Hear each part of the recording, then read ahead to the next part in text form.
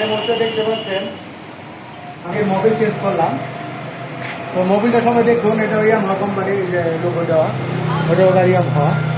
তো আমরা 2 নম্বর মোবিল কীভাবে তৈরি হয় আমরা আজকে ভিডিওর মাধ্যমে সবাই জানতে পারবো এবং বুঝতে পারবো। তো বিশেষ করে আপনারা যারা মোবিলটা ইউজ করেন, বোতলটাকে এভাবে গ্যারেজে রেখে চলে আসেন আপনারা এই গ্যারেজে। তো এই গ্যারেজ আনার উপরে কি এগুলারে সুন্দর করে একটা বইয়ের ভিতরে বস্তা বেড়ে ভরে রাখে। ঢাকা থেকে কিছু চক্র আছে যারা 2 নম্বর চক্র করে, এই চক্রগুলা করে কি তারা নিয়ে সুন্দর করে ওয়াশ করে তো এগুলো আবার পুনরায় আমার মোবিল এর ভিতরে ভরে।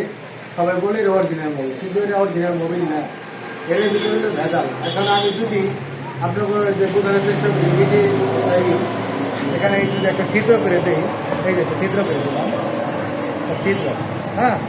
তো এখন যদি এরা যদি এটা কিনেও নিয়েও যায়, সেক্ষেত্রে এরা কোনো কাজ করতে পারবে না, আর 2 নম্বর মোবিল তৈরিও হবে না। ঠিক আছে, সবাই ভিডিওটা ভালো লাগলে লাইক, কমেন্ট, শেয়ার করবেন।